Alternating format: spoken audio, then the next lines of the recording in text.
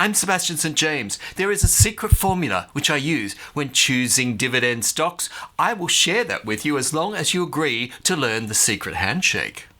Once you know the formula, you'll be able to choose for yourself exactly the right dividend stocks. In a previous video, we covered dividend yield. Dividend yield is the dividend for the last 12 months in cents per share divided by the current dividend price right now. The dividend yield is actually a floating figure because it's based on today's share price and the last 12 months of dividends. That part tends to be fairly stable, but the price, of course, isn't. For example, if you had a dividend that paid 10 cents per share, today's share price is $1. That's 10 over 100. Therefore, that is a 10% dividend yield. In a previous video, we covered dividend stability. What's that? If it can remain the same, it doesn't have to grow, but if it goes down at all, it will be docked in its stability. In a previous video, we covered dividend growth. So that's how much the dividend in cents per share has grown over time, whatever time period you want. So it could be 12 months, it could be 5 years. And if you're looking specifically for that dividend to keep up with inflation, say, then that's what you need to look at. Today's video is important because we get those 3 separate concepts and we combine them together. That is where the secret sauce lies. When it comes to dividend yield, the higher, the better. As long as the dividend is stable and likely to repeat itself, there's no upper limit. The ideal dividend stability is 100%, which means in the last 10 years, they've never ever decreased that dividend. The ideal dividend growth, well, there's no exact number there, but maybe a dividend yield that keeps up or exceeds inflation might be a good choice. The following is brand new. I generated this report just before recording. Here are the ASX stocks right now with the highest dividend yield. At the top, we can see COG Financial, which has a dividend yield of 37.43%. Yeah. In other words, 2 and a bit years, you get all your money back. Next is Vita Group at 28.57 and Regal Investment Fund at 26.93. There's the top 3. Good, so you've sorted them by dividend yield, but what criteria did you use to choose those stocks?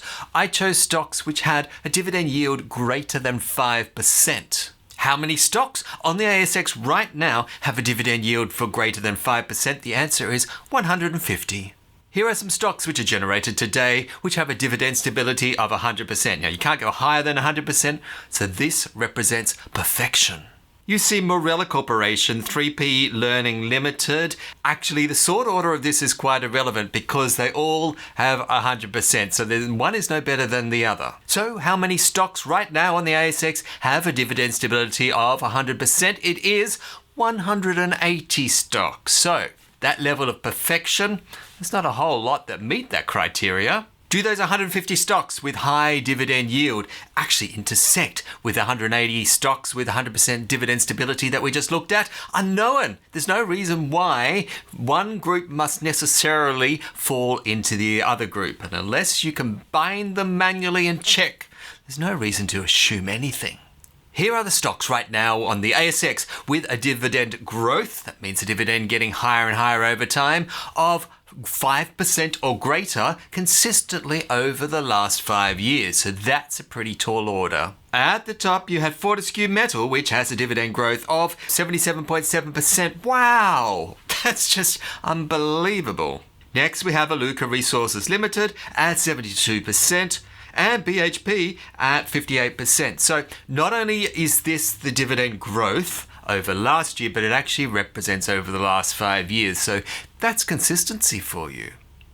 Now, what is a dividend yield? Well, we don't know. We're only looking at growth here. There are currently 138 stocks on the ASX right now that have a dividend growth of 5% or greater. High yield stocks, 150 in total. High stability stocks, 180 in total. High growth, 180 in total. Do these 3 groups actually overlap? Well, we don't know. There's no reason to assume anything. But ideally, yes, they would.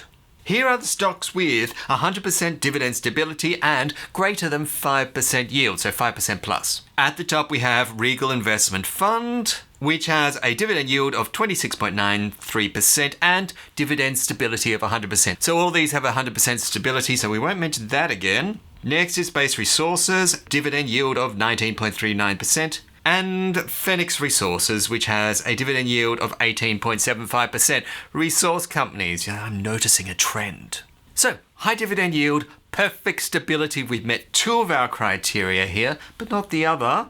For that criteria, there are only 27 stocks right now that meet both of those criteria. Here are the stocks which have 100% dividend stability, like the last list, but now have 5% dividend growth over 5 years. At the top, we have Acorn Capital Investment, which has grown its dividend by 47%, and it has the stability of 100%. Now, they all have that stability. Next is Argo Global Listed Infrastructure, which has a growth of 22.2% over those 5 years. So that's not from year 1 to year 5. That is 22% on average over each of those 5 years. And then there is Appen, which is a tech stock, which has 14.9% growth. The astute amongst you will notice that list is unusually short. There's only 15 stocks that meet those two criteria. Here are the stocks that have a dividend growth of 5% or greater and a dividend yield of 5% or greater. At the top, we have Fortescue Metal, which has a dividend growth of 77.7% and a dividend yield of 15%. Well, that's impressive. Next, Rio Tinto, dividend growth of 43.4% and a dividend yield of 12.68%. This is an impressive list, I've got to say. Magellan Financial Group has been growing by 18.8% and its yield right now is 12.49%. There are 35 stocks in total that meet both of those criteria. Here are the stocks that have 5% plus in dividend growth, 5% plus in dividend yield, and 100% dividend stability. So this, for the first time, we're looking at all three criteria meshed together. And here they are. Oh, there's only two stocks. Clearly our criteria has been pretty tough to meet. We have Blackwell Limited, which has a growth of 7.4% per year in dividends. Its dividend yield is 6.85% and its stability, of course, is 100%. Next is Acorn Capital Investment, which we've seen before, which is growing by 47% and its dividend yield at the moment is 5.66%. Putting these three requirements together is a pretty tough requirement. In fact, it's a bit like choosing the perfect husband or the perfect wife. The perfect partner must be tall, they must agree with everything I say, they must earn 200k plus, they must own their own house already, they must look like a supermodel, and of course they must be a gourmet cook. So, if you've ever tried dating and you have this wondrous list of the ideal mate, guess what? You're probably not going to find them. It's the same with stocks. You can have high, lofty goals, but the more of these criteria you add, then the fewer choices there will be. But that doesn't mean that you shouldn't aim for the best when there are actually stocks that do meet that criteria. To reach all these criteria that we set, you'll notice that the dividend yield has in fact been affected. BWF has a dividend yield of 6.85%. That's pretty good, to be honest, but it is not world-breaking necessarily. And ACQ has 5.66%, which is also pretty good, but is that particularly super high? That we'll have to find out. There is one more secret criteria which I haven't mentioned in this video, and I'm not going to, but it is important when it comes to choosing dividend stocks. I have a video coming out on that shortly, so make sure you're subscribed so you don't miss out. We saw the dividend yield on those two particular stocks, but we don't know whether that's a decent dividend yield or whether it's pathetically low. So what we need to know is what the average is across all ASX stocks. I can tell you that. Here is a graph of the dividend yield of the ASX 300 for the last decade or so. In 2005, you can see it's around about 5%. In October 2008, up it goes almost to 10%. That was across, on average, the ASX 300. Then in April 2010, we dipped down below 4%. So, what is the average ASX 300 dividend yield? Well, it does depend in which year you're looking at. So, figures like 4.5%, 4.1%, 5%, all these make sense, but it depends exactly when you're looking. So looking at that graph, we'll say over a long period of time, on average, the ASX 300 returns 5% in dividend yield.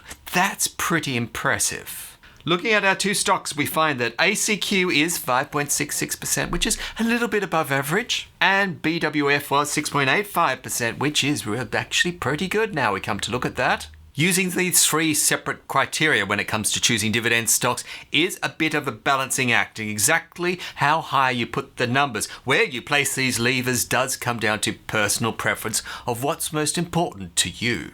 Let's have a look at some sample criteria that might make sense. If you're particularly going for high yield stocks, then you may say, I want a yield of 5% or greater. Dividend stability, well, that's easy. Ideally, it'd be 100%.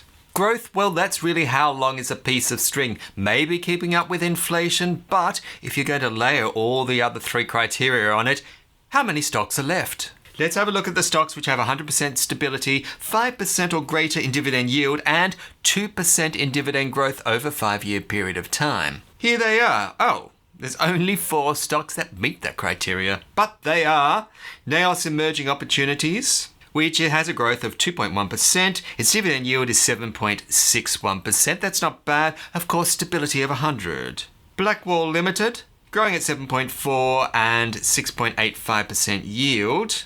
These stocks have risen to our high criteria. Are they the right stocks for you? Well, that is something you will have to research into. Yes, they've met our criteria, but we don't know anything else about these companies other than they've met the criteria. So further research is required by you. If you're trying to be a dividend investor, and particularly if you're trying to be a high dividend yield investor, then clearly dividend yield is the thing that you need to focus on. I've done a video on that. Go ahead and click on it here.